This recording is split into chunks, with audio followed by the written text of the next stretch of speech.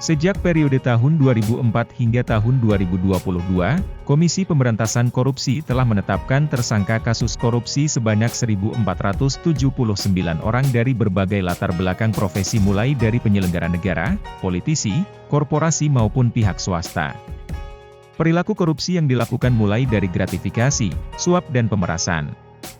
Tersangka korupsi yang sudah ditetapkan KPK, di antaranya polisi 4 orang, duta besar 4 orang, korporasi 8 orang, jaksa 11 orang, pengacara 16 orang, gubernur 23 orang, hakim 29 orang, kepala lembaga kementerian 35 orang, wali kota, bupati dan wakil 163 orang, pejabat eselon 1, 2, 3 dan 4 ada 304 orang, DPR-DPRD 319 orang, swasta 370 orang, dan lain-lain 185 orang.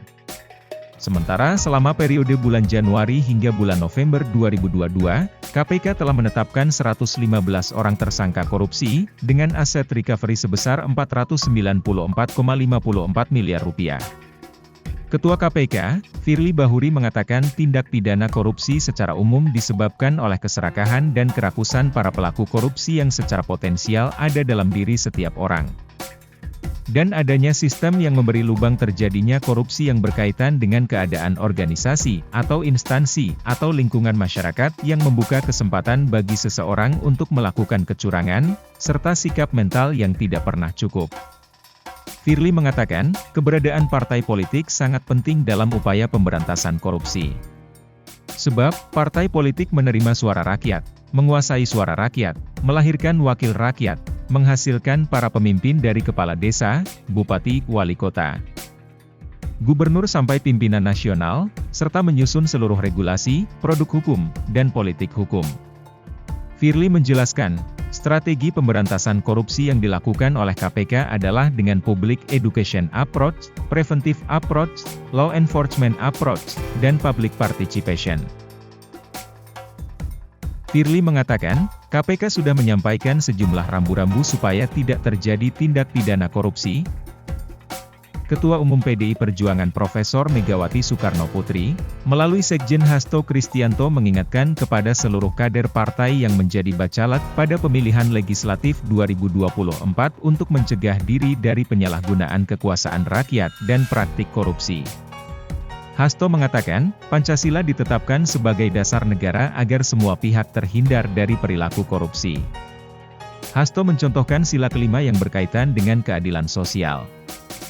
Sila tersebut dianggap melekat dengan cita-cita anti korupsi. Untuk itu, lanjut Hasto, DPP PDI Perjuangan memulai tahapan seleksi bakal calon anggota legislatif dengan memberikan pendidikan anti korupsi. Setelah lolos tahapan pendidikan anti korupsi, kader-kader harus melanjutkan ke tahapan psikotes oleh internal partai. Hasto mengatakan, tahapan seleksi caleg belum selesai sampai di situ. Mereka masih harus menunggu pengumuman KPU untuk dapat ditetapkan sebagai caleg PDI Perjuangan untuk Pileg 2024. Menurut Hasto, ada sejumlah penilaian dari KPU untuk menetapkan caleg-caleg tersebut. Ketua DPP PDI Perjuangan Bidang Ideologi, Jarod Saiful Hidayat menambahkan para bakal caleg PDIP digembleng melalui sekolah partai sejak dini khususnya menyangkut jiwa serta karakternya.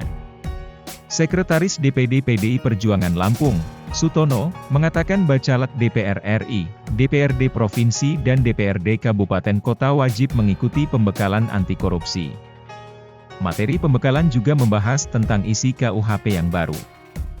Sutono berharap, melalui pembekalan anti korupsi, para kader PDI Perjuangan khususnya Lampung memahami dan bersama-sama memerangi korupsi yang masih meluas. Untuk diketahui, bacalek se-Provinsi Lampung yang mengikuti pembekalan anti korupsi lebih dari 700 orang meliputi DPR RI, DPRD Provinsi dan DPRD Kabupaten Kota. Dari Bandar Lampung, tim Kupas TV, melaporkan.